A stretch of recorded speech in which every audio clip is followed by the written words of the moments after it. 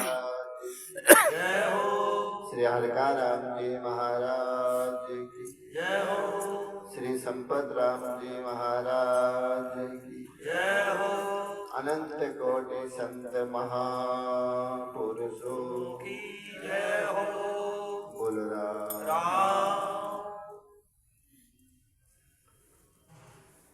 आज के इस पावन राम जी महाराज की पावन कृपा से हमें ये सत्संग का पावन अवसर मिला है और भगवान और संत महापुरुषों की विशेष कृपा होती है तब हमें ये सत्संग का पावन अवसर मिलता है। सत्संग का पावन अवसर मिलना और उस सत्संग में संत महापुरुषों का मिलना यह हमारे सत्य शास्त्रों में विशेष कृपा बताई है। भगवान की विशेष कृपा जीव पर होती है तब हमें संतों की सत्संग मिलती है।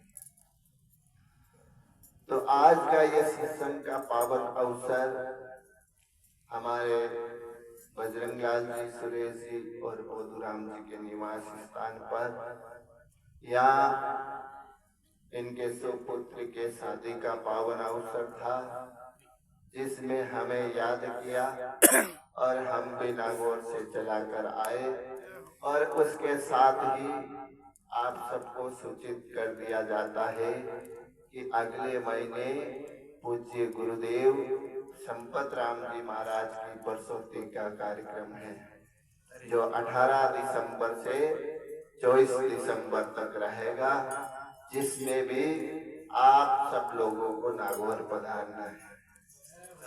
आप प्रति वर्ष नागौर आते हैं और इस बार भी आपको आमंत्रित किया जाता है कि 24 दिसंबर को आप सब नागौर जरूर पधारें, क्योंकि संपत राम जी महाराज बरसों बरस यहाँ आते रहे और सत्संग हम सब लोगों को श्रवण कराते थे और उनकी बरसोती का ये पावन कार्यक्रम है जिसमें आप सबको पधारना है।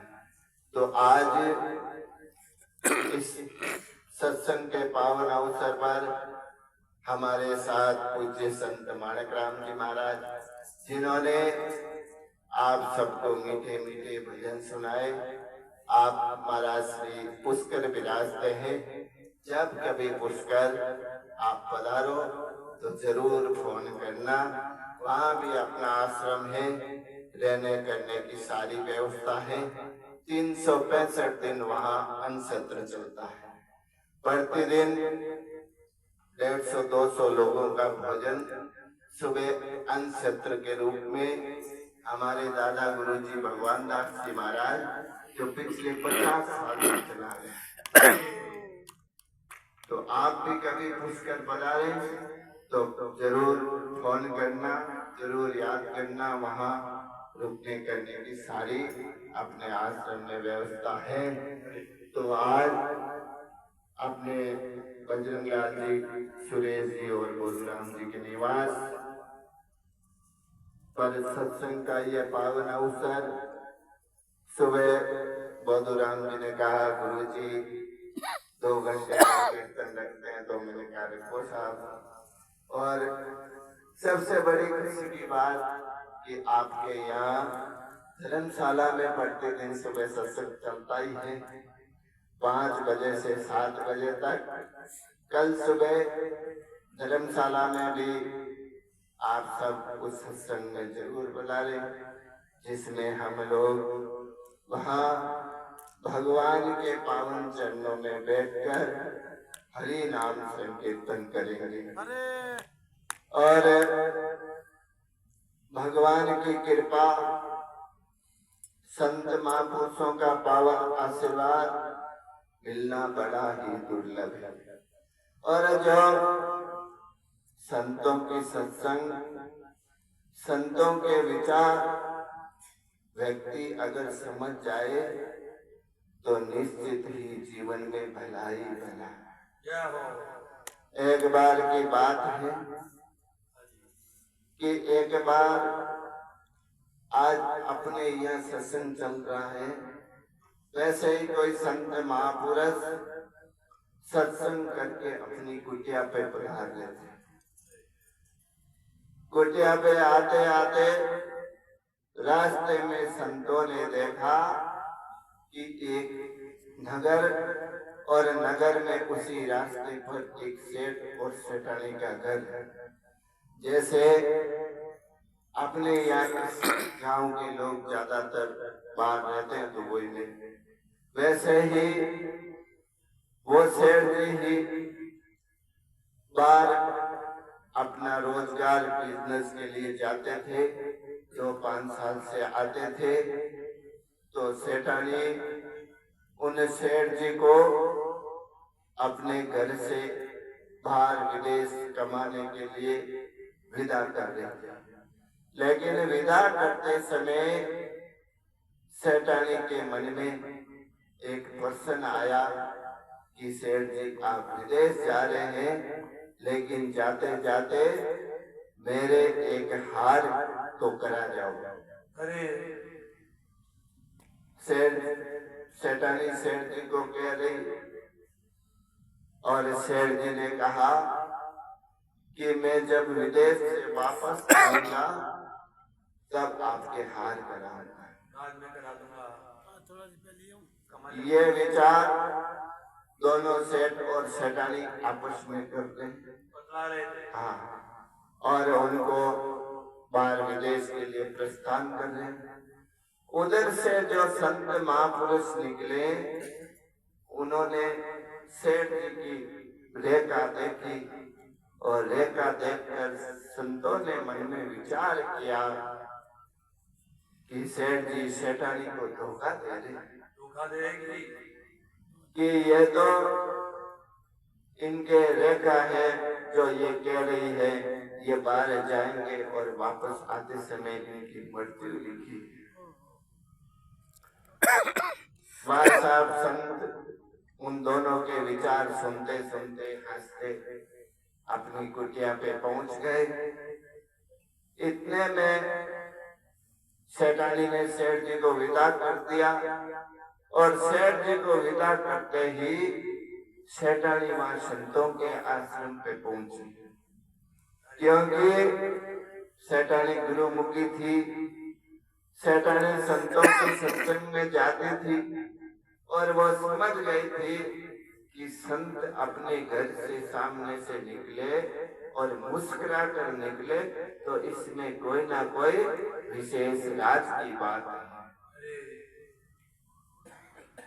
ऐसा विचार करते करते सेठानी संतों के आश्रम में पहुंची और गुरु महाराज को प्रणाम किया और गुरु महाराज के चरणों में बैठकर प्रार्थना करने लगी कि गुरु महाराज, जब मैं सेठ जी को विदेश धन कमाने के लिए विदा कर रही थी और हम दोनों जब आपस में बातें कर रहे थे तो उस समय आपने हमें देखकर आप मुस्कुरा कर निकले थे।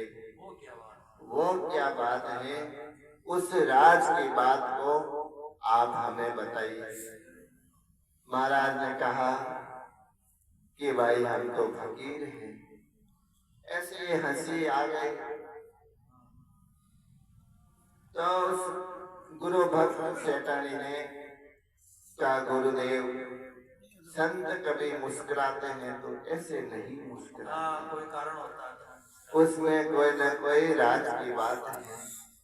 ऐसा हट जिद करके वो सेठानी गुरु महाराज के चरणों में बैठ गई और गुरु महाराज से बार बार एक ही निवेदन, एक ही प्रार्थना कर रही है कि गुरु महाराज, आप हमें वो राज की बात बताओ जिसे आप मुस्कुरा कर निकले।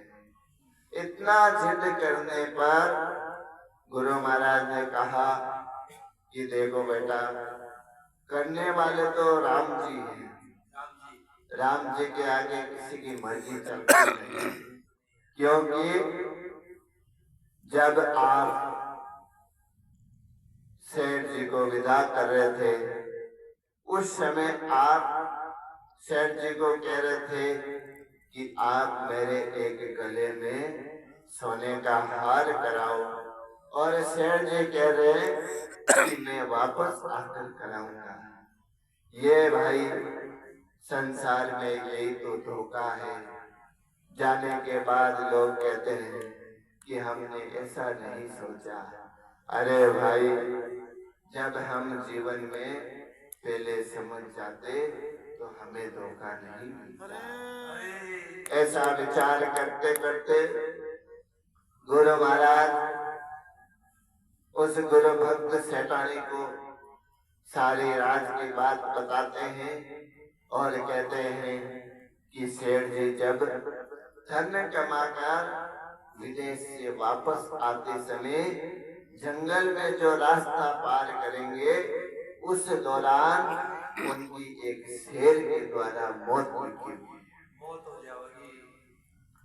अब साहब, जब व्यक्ति को पता चल जाता है कि ये बीमारी है, तो आदमी दवाई की कोशिश जरूर करता है। व्यक्ति हार जाता वो ईश्वर के हाथ में है, लेकिन व्यक्ति अपने से जितना होता उसमें कमी कभी नहीं रखता। वह साहब गुरु महाराज ने सेठानी को बात बताई। अब सेठानी जिद करने लगे कि गुरु महाराज, जब आप बीमारी बता सकते हैं तो अब उस बीमारी की दवाई ही आपको ही बतानी है। वह साहब जिद करके बैठ गई, तो अंत में गुरु महाराज ने गुरु भक्त उस सेठानी को एक ही बात कही कि बेटा, करने वाले राम जी हैं, परमात्मा के आगे किसी की चलती नहीं, लेकिन तुम्हें एक काम करना, प्रतिदिन अपने घर से कुछ दाना चुगा पानी लेकर अपने गांव में कबूतरों को प्रतिदिन जितना तुम डाल सकते हो डालना। ऐसा करते करते समय बीतता गया, और समय बीतता बीतता 2, 4, 5 साल 10 साल बीते, और उधर से शेर जी वापस रवाना हुआ। समय होते होते सेठ जी चलते चलते जो गुरु महाराज ने बात कही वो जंगल भी आया, और वो घटना भी सेठ जी के साथ घटी। जैसे ही उस जंगल में सेठ जी ने प्रवेश किया, तो मानव की आवाज, मानव के पैर की आवाज सुनकर उस जंगल से एक सिंह जोरदार स्पीड से भागता हुआ आया और सेठ जी पे जैसे झपटने लगा। उसी समय वहां हजारों की संख्या में कबूतर आते हैं, और वहां एक धुंधकार अंधकार में माहौल हो जाता है, और उस माहौल में घबरा कर वो सिंह भाग जाता है, और सेठ जी धीरे धीरे वो जंगल पार करते करते 2-4 दिन में घर पहुंचते, और घर पहुंचते पहुंचते सेठ जी के मन में विचार आता है कि मेरे साथ जो हुआ सो हुआ, लेकिन मैं ये घटना घर जाकर सेठानी को नहीं बताऊंगा, क्योंकि उनको मन में तकलीफ होगी, दुख होगा। ऐसा विचार करते करते सेठ जी 2-4 दिन बाद घर पहुंचते हैं, और घर पहुंच जैसे ही उन्होंने दरवाजा खोला, सेठानी ने उनको देखा। देखते ही उनको स्वागत किया और घर में बिठाया, भोजन पानी की मनवार की, और भोजन की थाली लगाते समय सेठानी सेठ जी को कह रही है कि रास्ते में आपकी कोई तकलीफ तो नहीं हो रही? जैसे ये बात कही तो सेठ जी ने कहा कि नहीं नहीं, मेरे रास्ते में किसी प्रकार की कोई तकलीफ नहीं। तो उस समय सेठानी जोर देकर कहती है कि नहीं नहीं, आप झूठ बोल रहे हैं। रास्ते में आपके साथ अगर कोई घटना घटी है, कुछ आपके साथ हुआ है, तो आप हमें जरूर बताओ। ऐसा करते करते फिर भी सेठ जी ने बात टालने की कोशिश की, लेकिन जब उन्होंने ज्यादा आग्रह किया तो उन्होंने कहा कि देखो भाई, आज तो मैं बच्चों के भाग्य का ही वापस आया, बाकी मेरी उम्र तो पूरी हो चुकी। लेकिन सेठ जी ने कहा कि ये बात तो ठीक है, लेकिन ये बात बताओ कि आपको किससे पता चला? तो सेठानी ने कहा कि जब हम दोनों आपस में बातें कर रहे थे और मैं आपको विदाई दे रही थी, उसी समय अपने आश्रम के संत, अपने गुरुदेव यहाँ से निकले थे और उन्होंने हमें देखकर मुस्कुराया था। आपने तो गुरुजी को देखा नहीं, लेकिन मैंने गुरु महाराज को देखा था, और गुरु महाराज ने जब उनके मुस्कुराने की मैंने वजह पूछी थी, तो गुरु महाराज ने मुझे ये सारी बात बताई थी। और इसीलिए संत महापुरुष और अपने शास्त्र कहते हैं कि भाई, आपा जीवन में आटे कोई धर्म पुण्य करा, वो बटे आगे आगे। इस वास्ते भाई लोगों, ये उदाहरण है। अपने संत महापुरुष, अपने शास्त्र कहते हैं कि आपा जीवन में अगर थोड़ो थोड़ो ही धर्म पुण्य करा, वो धर्म पुण्य अपने आडो काम आवे। क्योंकि भाई लोगों, ये मेल माल, ये पैसे, कुटुंब, परिवार, ये तो सब यही रहने वाले हैं। क्योंकि हम लोगों ने कोरोना काल में देखा था, जो लोग कहते थे कि हमारे पास बहुत पैसा है, बहुत बंगले, घोड़े गाड़ी है, लेकिन जब उनकी अंतिम बॉडी आई तो 4 डॉक्टर और 2 पुलिस वाले साथ, खुद हाथ नहीं लगाया, उनकी पत्नी बच्चे तक कोई पास नहीं आई। भाई, जब अपने पास इतना पैसा था तो वो क्यों नहीं आए? क्योंकि मौत से डर सबको लगता है। इसलिए संत कहते हैं, जीवन में चाहे आपके पास कितना ही पैसा हो, कितना ही आपका बड़ा बंगला हो, कोई काम नहीं आने वाला है। हमारे नागवा की एक घटना है। हमारे मोहल्ले में एक बैंक का मैनेजर था।